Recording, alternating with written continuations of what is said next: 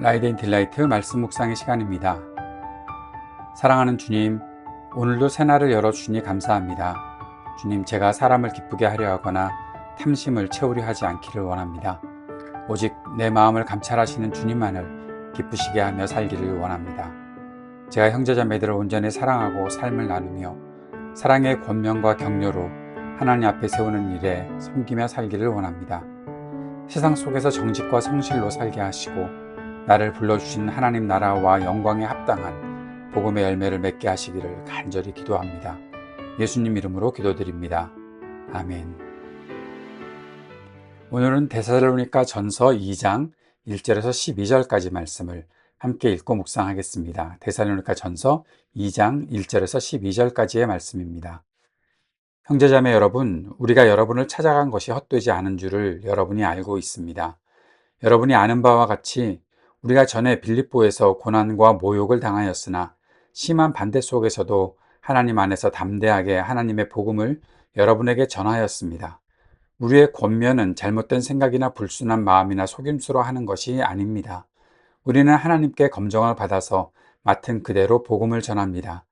우리가 이렇게 하는 것은 사람의 환심을 사려고 하는 것이 아니라 우리의 마음을 살피시는 하나님을 기쁘게 해드리려고 하는 것입니다. 여러분이 아는 대로 우리는 어느 때든지 아첨하는 말을 한 일이 없고 구실을 꾸며서 탐욕을 부린 일도 없습니다. 이 일은 하나님께서 증언하여 주십니다. 우리는 또한 여러분에게서든 다른 사람에게서는 영광을 구한 일이 없습니다. 물론 우리는 그리스도의 사도로서 권위를 주장할 수도 있었습니다. 그러나 우리는 여러분 가운데서 마치 어머니가 자기 자녀를 돌보듯이 유순하게 처신하였습니다. 우리는 이처럼 여러분을 사모하여 여러분에게 하나님의 복음을 나누어 줄 뿐만 아니라 우리 목숨까지도 기쁘게 내줄 생각이었습니다. 그것은 여러분이 우리에게 사랑을 받는 사람이 되었기 때문입니다. 형제자매 여러분, 여러분은 우리의 수고와 고생을 기억하고 있을 것입니다. 우리는 여러분 가운데 아무에게도 폐를 끼치지 아니하려고 밤낮으로 일을 하면서 하나님의 복음을 여러분에게 전파하였습니다. 또 신도 여러분을 대할 때에 우리가 얼마나 경건하고 올바르고 흠잡힐 데가 없이 처신하였는지는 여러분이 증언하고 또 하나님께서도 증언하십니다. 여러분이 아는 바와 같이 아버지가 자기 자녀에게 하듯이 우리는 여러분 하나하나를 대합니다. 우리는 여러분을 권면하고 격려하고 경고합니다마는 그것은 여러분을 부르셔서 당신의 나라와 영광에 이르게 하시는 하나님께 합당하게 살아가게 하려는 것입니다. 아멘. 우리가 누군가를 섬기거나 일을 할 때 가장 중요한 것은 어떤 동기와 마음가짐으로 그 일을 하고 있는가입니다. 타인의 평가나 내 이익을 위해 일할 때는 시련이나 오해가 찾아오면 금세 낙심하고 포기하게 되죠. 하지만 진정으로 사랑하고 하나님을 기쁘시게 하려는 순수한 동기로 일할 때는 어떤 고난이 와도 흔들리지 않습니다. 바울은 본문에서 자신이 처음 그들에게 복음을 전할 때 어떤 마음과 태도로 섬겼는지를 회상합니다. 그것은 자신의 정당성을 자랑하기 위함이 아니라 데살로니가 성도들이 하나님 나라와 영광에 합당한 삶을 살아가도록 돕기 위한 영적 아비의 심정이었습니다. 말씀을 통해서 우리의 신앙 동기를 점검하고 우리를 부르신 하나님 앞에 합당하게 살아가는 은혜를 나누기를 원합니다. 먼저 1절, 2절 말씀을 보면 고난과 모욕 속에서도 멈추지 않는 복음의 그 역사를, 능력을 볼 수 있습니다. 여러분이 아는 바와 같이 우리가 전에 빌립보에서 고난과 모욕을 당하였으나 심한 반대 속에서도 하나님 안에서 담대하게 하나님의 복음을 여러분에게 전하였습니다. 라고 말하고 있죠. 여러분이 아는 바와 같이 뭔가 그 일들이 있었던 것을 말하고 있고 전에 빌립보에서 고난과 모욕을 당했다라고 하면서 이 일이 어떤 역사적인 사실임을 말해주고 있는데 여기에 사도행전 배경을 보면 사도행전 16장과 17장에서 바울과 실라는 데살로니가에 오기 직전에 빌립보에서 귀신 들려 점치는 여종을 고쳐주었다가 돈벌이가 끊긴 주인들의 모함으로 억울하게 옷이 찢기고 매를 맞은 뒤에 깊은 감옥에 착고로 묶여 갇혀 있었던 일들이 사도행전 16장 19절에서 24절까지 기록되어 있습니다. 바울의 육신은 극도로 피폐해졌고 모욕을 당했습니다. 보통 사람이라면 몸과 마음이 지쳐서 사역을 멈추었겠죠. 하지만 그들은 데살로니가에 도착하자마자 곧바로 회당에 들어가서 복음을 전했습니다. 이것이 사도행전 17장에 나오는 말씀입니다. 복음은 내 환경과 기분에 따라 멈추는 인간의 사업이 아닙니다. 하나님이 주시는 능력이기 때문에 그 일을 그렇게 감당할 수 있었던 것입니다. 하나님 안에서 담대하게 복음을 전한 모습들을 데살로니가 성도들은 보았던 것이죠. 그리고 사도 바울이 그 일행과 동역자들이 사람의 기쁨이 아닌 하나님을 기쁘시게 하는 동기로 일했다는 것을 말하고 있습니다. 우리는 하나님께 검정을 받아서 맡은 그대로 복음을 전한다. 우리가 이렇게 하는 것은 사람의 환심을 사려고 하는 것이 아니라 우리의 마음을 살피시는 하나님을 기쁘게 해드리려고 하는 것이다 라고 말씀합니다. 바울은 순회 선교사들이 흔히 쓰던 아첨하는 말, 탐심의 탈, 이익을 탐하는 것을 말하는 건데요. 그리고 또 사람의 영광을 구하지 않았다라고 말합니다.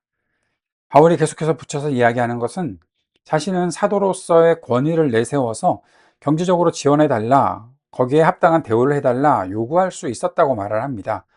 그러나 오직 마음을 감찰하시는 하나님을 기쁘시게 하는 것에만 목적을 두었기 때문에 그렇게 하지 않았다라는 거죠.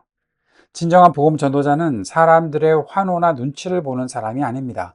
하나님께 복음을 맡은 자, 위탁받은 자로서 충성하는 사람, 그가 진정한 복음 전도자라는 사실을 오늘 말씀을 통해서 말해주고 있습니다.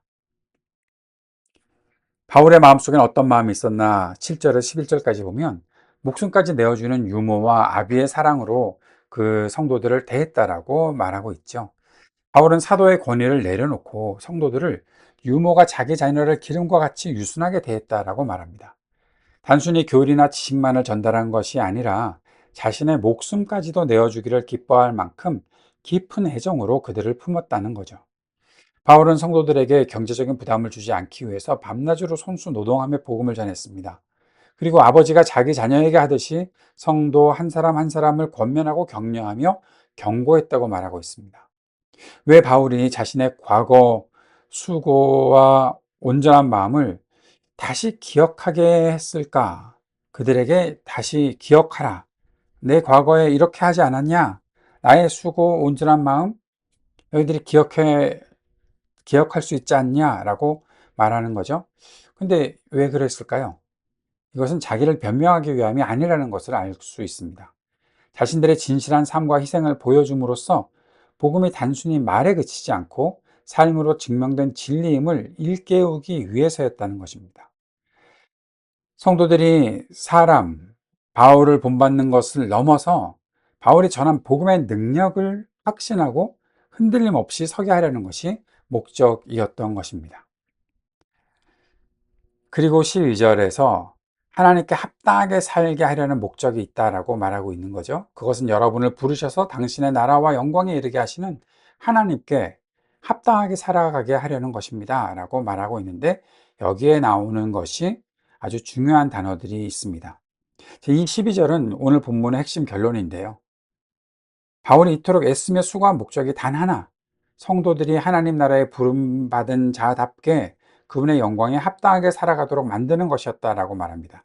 이를 위해서 반드시 필요한 세 가지를 바울이 이야기하고 있는데, 권면하고 격려하고 그리고 경고한다 라는 것입니다. 이 세 가지를 우리가 조금 더 살펴보고 싶습니다. 권면이라는 것, 마땅히 가야 할 바른 신앙의 길로 방향을 잡아주는 것을 말하는 거죠. 그리고 격려한다, 고난과 환난 속에서 낙심하지 않도록 힘을 북돋우는 것을 말합니다.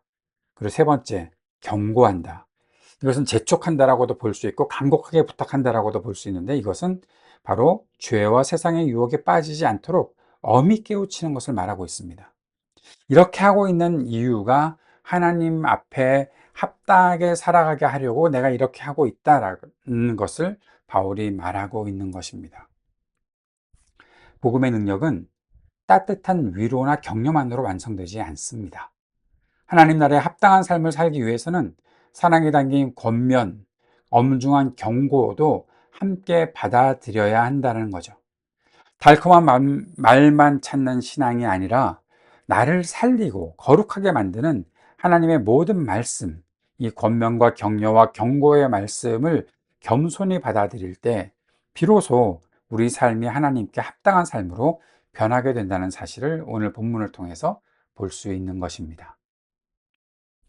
오늘 말씀을 적용해 봅시다. 먼저 개인적으로 나는 누구를 기쁘시게 하기 위해 살아가고 있는가? 누구를 기쁘게 하기 위해 살아가고 있는가? 질문해 보죠. 나의 봉사, 또 나의 직분, 나의 일상의 삶이 하나님의 인정을 구하고 있습니까? 아니면 사람들의 칭찬과 인정을 구하고 있습니까? 사람들의 눈치, 사람들의 평가에 일희일비했던 모습이 있었다면 회개합시다. 내 삶을 거룩하게 조율하기 위해 최근 내가 들었던 하나님의 권면이 있거나 경고의 말씀이 있었다면, 설교를 듣는 중에, 큐티를 하는 중에, 또 지체들의 조언을 통해서 그러한 권면이나 경고의 말씀이 있었다면 그 말씀에 겸손히 순종하고 있는지 돌아보는 시간을 가지길 바랍니다. 공동체적으로 함께 질문을 던져보죠. 우리 모임에는 영적 아비와 어미의 돌봄이 있는가? 바울은 성도들에게 지식만 전달하지 않았습니다. 자신의 목숨, 자신의 삶을 나누었죠. 오늘 공동체나 교회에서 내가 품어야 할 영적 자녀는 누구입니까? 타인을 대할 때 사도적인 권위나 주도권을 주장하기보다 내가 사역자니까, 내가 목사니까, 내가 교회에 이런 직분이 있으니까 그런 것들 때문에 어떤 주도권, 내게 그런 주도권이 있다라는 것 주장하는 것보다 유모처럼 품어주고 아비처럼 인내하며 밤낮으로 기도하는 사랑의 수고를 결단해야 하지 않겠습니까? 공동체 안에서 서로를 향한 따뜻한 격려와 함께 서로가 하나님 앞에 바로 서도록 돕는 사랑의 권면이 건강하게 작용하도록 힘쓰는 것, 우리 공동체에 필요하지 않을까요? 사회적으로 우리의 일터와 세상 속에서 아첨과 탐심의 탈을 벗어 던졌는가 질문해 봅시다. 바울은 복음을 전할 때 이익을 취하려는 탐심의 탈이나 수단 방법을 가리지 않는 아첨을 버렸다라고 말합니다.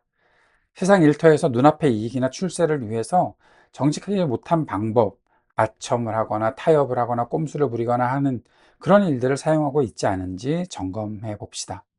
그리스도인으로서 내 손으로 정직하게 수고하고 타인에게 폐를 끼치지 않고 진실한 삶을 통해 세상 속에서 하나님께 합당한 자의 모범을 보여주는 것.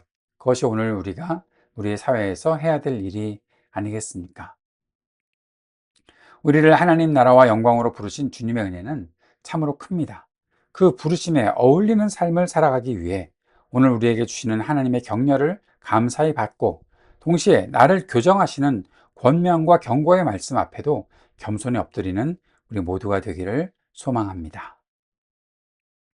주님 가르쳐 주신 기도 함께 드리겠습니다. 하늘에 계신 우리 아버지, 아버지의 이름을 거룩하게 하시며 아버지의 나라가 오게 하시며 아버지의 뜻이 하늘에서와 같이 땅에서도 이루어지게 하소서. 오늘 우리에게 일용할 양식을 주시고 우리가 우리에게 잘못한 사람을 용서하여 준 것 같이 우리 죄를 용서하여 주시고 우리를 시험에 빠지지 않게 하시고 악에서 구하소서. 나라와 권능과 영광이 영원히 아버지의 것입니다. 아멘.